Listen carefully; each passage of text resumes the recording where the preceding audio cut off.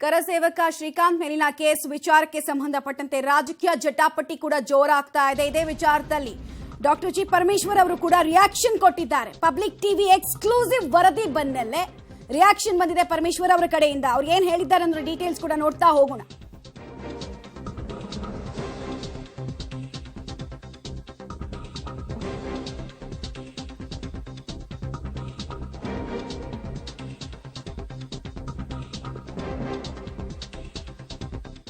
Case ಇತ್ತು, ಈಗಲೂ 16 ಇದೆ ಅಂತ ಹೇಳಿಲ್ಲ.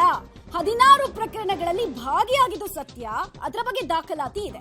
ಇಂತಹ ವ್ಯಕ್ತಿಗೆ ನೀವು ಇಷ್ಟೊಂದು ಹೋರಾಟ ಮಾಡ್ತಾ ಇದ್ದೀರಿ, ಆದ್ರೆ ಅವನೊಬ್ನೇ ನಾ ಹಿಂದೂ, ಬೇರೆ ಹಿಂದೂಗಳು ಇದ್ದಾರೆ, ಅವ್ರ ಬಗ್ಗೆ ಯಾಕೆ ಹೋರಾಟ ಮಾಡ್ತಾ ಇಲ್ಲ ಅಂತ ಪ್ರಶ್ನೆಯನ್ನ ಕೇಳ್ತಾ ಇದ್ದಾರೆ ಮಾಗಡಿಯಲ್ಲಿ ಗೃಹ ಸಚಿವ ಡಾಕ್ಟರ್ ಜಿ ಪರಮೇಶ್ವರ್. ಇತ್ತು ಅಂತ ಪಾಸ್ಟ್ ಟೆನ್ಸ್ ಅಲ್ಲಿ ಮಾತಾಡ್ತಾ ಇದ್ದಾರೆ ಗೃಹ ಸಚಿವರು. ಈಗ ಪ್ರೆಸೆಂಟ್ ಏನು, ಹಾಫ್ ಟ್ರೂತ್ ಮಾತ್ರ ಯಾಕೆ ಹೇಳೋ ಪ್ರಯತ್ನವನ್ನು ಮಾಡಿದ್ರು, ಅದ್ಯಾವುದ್ರ ಬಗ್ಗೆ ಕೂಡ ಹೇಳ್ತಾ ಇಲ್ಲ. ಬಟ್ ಕೇಸ್ ಇರೋದು ಹೌದಲ್ವಾ, ಹಿಂದೆ ಇತ್ತು ಅಂತ ನಾವು ಹೇಳಿದ್ದು, ಈಗ ಒಂದಿದೆ ಅಂತ ಹೇಳ್ತಾ ಇದೀವಿ. ಅವರ ವಿಚಾರದಲ್ಲಿ ಅಂದ್ರೆ ಶ್ರೀಕಾಂತ್ ಪೂಜಾರಿ ವಿಚಾರದಲ್ಲಿ ಮಾತ್ರ ರಾಜಕಾರಣವನ್ನ ಬಿಜೆಪಿ ಮಾಡ್ತಾ ಇದೆ ಅನ್ನೋದು ಪರಮೇಶ್ವರ್ ಅವರ ಮಾತಿನ ಒಳಾರ್ಥ ಆಗ್ತಾ ಇದೆ. ಒಂದೇ ಕೇಸು 16 ಕೇಸ್ ಇತ್ತು, ಈಗಿದೆ ಅಂತ ಹೇಳಿಲ್ಲ ನಾವು. 16 ಕೇಸ್ ಇತ್ತು, ಕೆಲವು ಖುಲಾಸೆ ಆಗಿದ್ದಾವೆ. ಈಗ ಅಂಥ ವ್ಯಕ್ತಿಗೆ ಯಾರು ಅಪರಾಧ ಮಾಡಿದ್ರು, 16 ಅಪರಾಧ ಮಾಡಿದ್ದಂತೂ ಸತ್ಯ, ಅದು ಡಾಕ್ಯುಮೆಂಟ್ ಇದೆ. ಆ 16 ಅಪರಾಧ ಮಾಡಿದ್ದಂಥ ಒಬ್ಬ ವ್ಯಕ್ತಿಗೆ ನೀವು ಇಷ್ಟೊಂದು ಹೋರಾಟ ಮಾಡ್ತಾ ಇದ್ದೀರಿ ಅಂತ ಹೇಳಿದ್ರೆ, ನನ್ನ ಸಿಂಪಲ್ ಕ್ವಶನ್ ಇಷ್ಟೇ ಅವರಿಗೆ, ಅವನೊಬ್ಬನೇ ನಾ ಹಿಂದೂ. 26 ಕೇಸ್ಗಳನ್ನು ಅವರು ಪರಿಶೀಲನೆ ಮಾಡಿದ್ದಾರೆ, ಅದು ಕೂಡ ಕೋರ್ಟಿನ ಆದೇಶದ ಮೇಲೆ. ಇವತ್ತು ಆ 26 ಕೇಸಸ್ಸಲ್ಲಿ ಬೇರೆ ಹಿಂದೂಸ್ಗಳಿದ್ದಾರಲ್ವ, ಅವ್ರ್ಯಾರು ಹಿಂದೂಗಳಲ್ವ, ಅವ್ರ ಬಗ್ಗೆ ಹೋರಾಟ ಮಾಡ್ತಾ ಇಲ್ಲ ನೀವು. ಇವನೊಬ್ಬ ಪೂಜಾರಿ ಅಂತಕ್ಕಂಥ ವ್ಯಕ್ತಿಯ, ಶ್ರೀಕಾಂತ್ ಪೂಜಾರಿ ಅಂತಕ್ಕಂಥ ವ್ಯಕ್ತಿಯ ಬಗ್ಗೆ ಇಷ್ಟೊಂದು ಹೋರಾಟ ಏನು ಅಂಥೇಳಿ ನಮಗೆ ಅರ್ಥ ಆಗ್ತಿಲ್ಲ. ಅಂದರೆ ಒಂದೇ ಒಂದು, ಇದು ರಾಜಕೀಯ ಉದ್ದೇಶದಿಂದ ಮಾಡ್ತಿದ್ದಾರೆ ಅನ್ನೋದನ್ನು ಬಿಟ್ಟರೆ ಬೇರೆ ಏನೂ ಹೇಳೋಕ್ಕಾಗೋದು. ನೋಡಿ, ಅವ್ರ ಮೇಲೆ ಕೇಸ್ ಇದ್ದರೆ ಕ್ರಮ ತಗೊಳ್ತಾರೆ, ಅವ್ರ ಮೇಲೆ ಕೇಸ್ ಇದ್ದರೆ ಖಂಡಿತವಾಗಿ ಕ್ರಮ ತಗೊಳ್ತಾರೆ. ಅವ್ರನ್ನೇನು ಬಿಟ್ಬಿಡ್ತಾರೆ? ಈ ದೇಶದಲ್ಲಿ ಕಾನೂನು ನನಗೂ ಒಂದೇ, ಪರಮೇಶ್ವರ್ಗೂ ಒಂದೇ, ನಿಮಗೂ ಒಂದೇ, ಮೀಡಿಯಾದವ್ರಿಗೂ ಒಂದೇ, ಮತ್ತು ಅವರಿಗೆ ಅಶೋಕ್ ಅವರಿಗೂ ಒಂದೇ, ಇನ್ನೊಬ್ಬರಿಗೂ ಒಂದೇ, ಎಲ್ಲ ಒಂದೇ ಅಪ್ಪ. ಯಾರು ತಪ್ಪು ಮಾಡ್ತಾರೆ ಅವ್ರಿಗೆ ಶಿಕ್ಷೆ ಆಗಬೇಕು, ಅಥವಾ ಅವರಿಗೆ ತನಿಖೆ ಆಗಬೇಕು, ಅವ್ರಿಗೆ ಕಾನೂನು ಪ್ರಕಾರ ಕ್ರಮ ಆಗಬೇಕು. ಅವರು ತಪ್ಪು ಮಾಡಿದ್ರು ಕೂಡ ಅವರಿಗೂ ಅದೇ ಕ್ರಮ. ಅಲ್ಲ, ಈ ವಾದವನ್ನ ಹೇಗೆ ಒಪ್ಕೊಳ್ಬೇಕು ಅನ್ನೋದು ಗೊತ್ತಾಗ್ತಾ ಇಲ್ಲ. ಯಾಕಂದ್ರೆ ಇಷ್ಟ ದಿನ ಅವ್ರು ಏನ್ ಹೇಳ್ತಾ ಇದ್ರು ಕಾಂಗ್ರೆಸ್ನವರು, ಆತ ಸಮಾಜಕ್ಕೆ ಅಪಾಯಕಾರಿ, ಬಿಕಾಸ್ 16-15 ಕೇಸ್ ಇತ್ತು, ಹಾಗಾಗಿ ಅದೆಲ್ಲವನ್ನ ಸೇರಿಸಿ ನಾವು ಲಾಂಗ್ ಪೆಂಡಿಂಗ್ ಕೇಸ್ಗಳನ್ನ ಕ್ಲಿಯರ್ ಮಾಡೋ ಕೆಲಸದ ಭಾಗವಾಗಿ ಆತನನ್ನ ಅರೆಸ್ಟ್ ಮಾಡಿದೀವಿ ಅಂತ ಹೇಳಿದ್ರು. ಬಟ್ ಈಗ ನೋಡಿದ್ರೆ ಇತ್ತು, ಹೋಯ್ತು ಅಂತೆಲ್ಲ ಹೇಳ್ತಾ ಇದ್ದಾರೆ. ಕ್ರಿಸ್ತ ಪೂರ್ವದಲ್ಲಿ ಇತ್ತು, ಮತ್ತೊಂದ್ರಲ್ಲಿ ಇತ್ತು ಅಂತೆಲ್ಲ ಹೇಳೋಂತಹ ವಾದವನ್ನ ಒಪ್ಕೊಳಕ್ ಸಾಧ್ಯ ಇದೆಯಾ? ಹಾಗಾದ್ರೆ ಕಾಂಗ್ರೆಸ್ನ ಎಷ್ಟು ನಾಯಕರ ಮೇಲೆ ಕೇಸ್ ಇದೆ, ಎಷ್ಟು ನಾಯಕರ ಮೇಲೆ ಕೇಸ್ ಇತ್ತು ಅಂತ ಎಲ್ಲರೂ ವಾದ ಮಾಡ್ಕೊಂಡು ಬಂದ್ರೆ ಈ ವಾದಕ್ಕೆ ತರ್ಕ ಅನ್ನೋದು, ಈ ವಾದಕ್ಕೆ ಲಾಜಿಕ್ ಅನ್ನೋದು ಇರುತ್ತಾ? First of all logic, intention, timing ಬಗ್ಗೆ ಪ್ರಶ್ನೆ ಇದೆ ಇಲ್ಲಿ. ಡೀಟೇಲ್ಸ್ ಕೊಡ್ತಾರೆ, ನೇರ ಸಂಪರ್ಕದಲ್ಲಿ ಜಾಯ್ನ್ ಆಗ್ತಾ ಇದ್ದಾರೆ ವಿನಯ್. ಈಗ ಮುಜುಗರಕ್ಕೆ ಏನೋ ಸಿಕ್ಕಾಕೊಂಡ್ಬಿಟ್ಟಿದ್ದಾರೆ. ಆ ಮುಜುಗರಿಂದ ತಪ್ಪಿಸ್ಕೊಳ್ಳೋದಕ್ಕೆ ಪಾಸ್ಟ್ ಟೆನ್ಸ್ ಗಳನ್ನ ಯೂಸ್ ಮಾಡ್ತಿರೋದು ಕಾಣಿಸ್ತಾ ಇದೆ.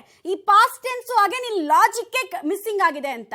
ಹಿಂದೆನೂ ಲಾಜಿಕ್ ಮಿಸ್ಸಿಂಗ್ ಆಗಿತ್ತು, ಈಗಲೂ ಲಾಜಿಕ್ ಮಿಸ್ಸಿಂಗ್ ಆಗ್ತಾ ಇದೆ ಅಂತ. ಖಂಡಿತವಾಗ್ಲೂ ಮಮತಾ, ಯಾಕಂದ್ರೆ ಶ್ರೀಕಾಂತ್ ಪೂಜಾರಿಯ ಬಂಧನ ವಿಚಾರದಲ್ಲಿ ಇನ್ನೂ ಕೂಡ ಸರ್ಕಾರಕ್ಕೆ ಸ್ಪಷ್ಟವಾದಂಥ ನಿಲುವಿಲ್ಲ ಅನ್ನೋದು ಕೂಡ ಇದರಲ್ಲಿ ಗೊತ್ತಾಗ್ತಾ ಇದೆ. ಯಾಕೆಂದ್ರೆ ಈ ಹಿಂದೆ ಆತನ ಮೇಲೆ 16 ಕೇಸ್ ಇತ್ತು, ಆದರೆ ಈಗಲೂ ಇದೆ ಅಂತ ನಾವು ಹೇಳ್ತಿಲ್ಲ ಅನ್ನೋ ಒಂದು ಹೇಳಿಕೆಯನ್ನ ಇವತ್ತು ಮಾಗಡಿಯಲ್ಲಿ ನೀಡುವ ಮೂಲಕ ಗೃಹ ಸಚಿವರು ತಮ್ಮ ಹೇಳಿಕೆಯನ್ನ ಉಲ್ಟಾ ಹೊಡೆದಿದ್ದಾರೆ. ಯಾಕೆಂದ್ರೆ ಹಿಂದೆ ಸ್ವತಃ CM ಸಿದ್ದರಾಮಯ್ಯನವರೇ ಹೇಳಿದ್ರು 16 ಕೇಸ್ಗಳು ಆತನ ಮೇಲಿದೆ, ಹಾಗಾಗಿ ಆತನನ್ನ ಬಂಧನ ಮಾಡಿದ್ದೇವೆ ಅಂತ ಸ್ವತಃ CM ಸಿದ್ದರಾಮಯ್ಯನವರು ಹೇಳಿದ್ರು, ಗೃಹ ಸಚಿವರು ಹೇಳಿದ್ರು. ಆದರೆ ಇವತ್ತು ಮಾಗಡಿಯಲ್ಲಿ ಈ ಬಗ್ಗೆ ಪ್ರತಿಕ್ರಿಯೆ ನೀಡಿದಂಥ ಗೃಹ ಸಚಿವರು, ನಾವು 16 ಕೇಸ್ ಹಿಂದೆ ಇತ್ತು ಅಂತ ಹೇಳಿದ್ವಿ, ಈಗಲೂ ಇದೆ ಅಂತ ಎಲ್ಲೂ ಹೇಳಿಲ್ಲ. ಆ ಕೆಲವು ಪ್ರಕರಣಗಳು ಇತ್ಯರ್ಥವಾಗಿದೆ ಹೊರತುಪಡಿಸಿದ್ರೆ ಇನ್ನ ಆತನ ಮೇಲೆ ಸಾಕಷ್ಟು ಪ್ರಕರಣಗಳಿವೆ. ಆತ ಆರೋಪಿ, ಬಹಳ ಪ್ರಮುಖವಾಗಿ ಆತನಲ್ಲದೆ ಮತ್ತಷ್ಟು ಜನರನ್ನು ಕೂಡ ಬಂಧನ ಮಾಡಲಾಗಿದೆ, ಬೇರೆ ಬೇರೆ ಪ್ರಕರಣಗಳಲ್ಲಿ ಅವರನ್ನ ಬಂಧಿಸಲಾಗಿದೆ. ಅದರ ಬಗ್ಗೆ ಯಾಕೆ ಯಾರು ಹೋರಾಟವನ್ನ ಮಾಡ್ತಾ ಇಲ್ಲ? ಅವನೊಬ್ಬನೇ ಹಿಂದೂ ಅನ್ನೋ ಒಂದು ಪ್ರಶ್ನೆಯನ್ನ ಮಾಡಿದ್ದಾರೆ. ಅಂದ್ರೆ ಶ್ರೀಕಾಂತ್ ಪೂಜಾರಿಯ ಬಂಧನ ವಿಚಾರದಲ್ಲಿ ಇನ್ನೂ ಕೂಡ ಗೃಹ ಸಚಿವರಿಗೆ ಸ್ಪಷ್ಟನೆ ಇಲ್ಲ. ಆತನ ಮೇಲೆ ಎಷ್ಟು ಕೇಸ್ ಇತ್ತು, ಈಗಲೂ ಎಷ್ಟು ಕೇಸ್ ಪೆಂಡಿಂಗ್ ಇದೆ ಅನ್ನೋ ವಿಚಾರದಲ್ಲಿ ಅವ್ರಿಗೆ ಯಾವುದೇ ರೀತಿಯ ಸ್ಪಷ್ಟತೆ ಇಲ್ಲ ಅನ್ನೋದು ಇದರಿಂದ ಗೊತ್ತಾಗ್ತಾ ಇದೆ. ಅಂದರೆ ಯಾವುದೇ ಲಾಜಿಕ್ಕನ್ನು ಇದರಲ್ಲಿ ಅವರು ತೋರಿಸ್ತಾ ಇಲ್ಲ. ಯಾಕೆಂದರೆ ಬಂಧನ ಮಾಡಿರುವಂಥ ವಿಚಾರವನ್ನು ಸಮರ್ಥನೆ ಮಾಡ್ಕೊಳ್ಳೋದ್ರಲ್ಲೂ ಕೂಡ ಅವರು ಎಡುತ್ತಾ ಇದ್ದಾರೆ ಅನ್ನೋದು ಕೂಡ ಇದರ ಮೂಲಕ ಸ್ಪಷ್ಟವಾಗಿದೆ. ಅವರ ಒಂದು ಪೊಲೀಸ್ ಅವರು ಈ ಒಂದು ಎಡವಟ್ಟನ್ನು ಮಾಡಿದ್ದಾರಾ ಅಥವಾ ಇವ್ರಿಗೆ ಸರಿಯಾದ ಮಾಹಿತಿ ಇಲ್ವಾ ಅನ್ನೋದು ಕೂಡ ಇದರಿಂದ ಗೊತ್ತಾಗ್ತಾ ಇರುವಂಥದ್ದು. ಮಮತಾ, ರೈಟ್, ಧನ್ಯವಾದ ವಿನಯ್ ತಮ್ಮೆಲ್ಲ ಮಾಹಿತಿಗಾಗಿ. ಒಟ್ಟಿನಲ್ಲಿ ಇಲ್ಲಿ ದಾಖಲೆಗಳನ್ನ ಬಿಡುಗಡೆ ಮಾಡೋ ಆತುರದಲ್ಲಿ ಅರ್ಧ ಸತ್ಯವನ್ನ ಮಾತ್ರ ಜನರಿಗೆ ಹೇಳೋ ಉದ್ದೇಶ ಏನು? ಅಗೇನ್ ಇಲ್ಲಿ ಇಂಟೆನ್ಷನ್ ಬಗ್ಗೆ ಪ್ರಶ್ನೆ ಮೂಡ್ತಾ ಇದೆ. ಇಂಟೆನ್ಷನ್ ಕೇವಲ ಕೇಸ್ಗಳನ್ನ ಕ್ಲಿಯರ್ ಮಾಡೋದಾ ಅಥವಾ ಟಾರ್ಗೆಟ್ ಮಾಡೋದಾ, ಪಿಕ್ ಅಂಡ್ ಹಂಟ್ ಮಾಡೋದಾ ಅನ್ನುವಂತಹ ಪ್ರಶ್ನೆ ಕೂಡ ಇಲ್ಲಿ ಮೂಡ್ತಾ ಇದೆ. ಅದಕ್ಕೆ ಸಂಬಂಧಪಟ್ಟಂತಹ ಕೇಸು, ಅದಕ್ಕೆ ಸಂಬಂಧಪಟ್ಟಂತಹ ದಾಖಲೆ ಎಲ್ಲವೂ ಕೂಡ ಈಗ ಪಬ್ಲಿಕ್ ಡೊಮೈನ್ ನಲ್ಲಿ ಇದೆ. ಜನನೇ ಜಡ್ಜ್ ಮಾಡೋದಕ್ಕೆ ಶುರು ಮಾಡ್ತಾ ಇದ್ದಾರೆ. ಕೇಸ್ ಫೈಲ್ ಬಗ್ಗೆ ನಾವು ಬೆಳಗ್ಗೆಯಿಂದ ಕೂಡ ಮಾಹಿತಿ ಕೊಡ್ತಾ ಇದ್ವಿ. ಇನ್ಫ್ಯಾಕ್ಟ್ ನಿನ್ನೆಯಿಂದ ಕೂಡ ಇದೇ ವಿಚಾರಗಳ ಬಗ್ಗೆ ಅನೇಕ ಟೆಕ್ನಿಕಲ್ ಕ್ವೆಶ್ಚನ್ಗಳು ರೇಸ್ ಆಗಿದ್ವು. ಆಕ್ಟಿವ್ ಕೇಸು ಶ್ರೀಕಾಂತ್ ಮೇಲೆ ಇರೋದು ಎಷ್ಟು ಒಂದೇ, ಬಟ್ ಸರ್ಕಾರದವರು ಏನ್ ಹೇಳ್ತಾ ಇದ್ರು, ಸರ್ಕಾರದ ಸಚಿವರ ಆದಿಯಾಗಿ ಮುಖ್ಯಮಂತ್ರಿಗಳ ಆದಿಯಾಗಿ ಎಲ್ಲರೂ ಹೇಳ್ತಾ ಇದ್ದಿದ್ದು ಆತ 15 ಪ್ರಕರಣಗಳು ಆತನ ಮೇಲಿದೆ, ಆ ಎಲ್ಲಾ ಪ್ರಕರಣಗಳನ್ನ ಆಧಾರವಾಗಿ ಇಟ್ಕೊಂಡೇ ನಾವು ಬಂಧಿಸಿರೋದು, ಪ್ಯೂರ್ಲಿ ಕೋಇನ್ಸಿಡೆನ್ಸ್ ಅಷ್ಟೇ ಇದು, ಅಯೋಧ್ಯೆ ರಾಮ ಮಂದಿರ ಉದ್ಘಾಟನೆ ಸಂದರ್ಭದಲ್ಲಿ ಆಗಿರೋದು. ಅದು ಬಿಟ್ರೆ ಆತ ನಿಜವಾಗ್ಲೂ ಕ್ರಿಮಿನಲ್ ಕಾನ್ಸ್ಪಿರೆನ್ಸಿ ಪ್ರಕರಣಗಳಲ್ಲಿ ಭಾಗಿಯಾಗಿದ್ದ ಅನ್ನೋದು ಸರ್ಕಾರದ ವಾದ ಆಗ್ತಾ ಇತ್ತು.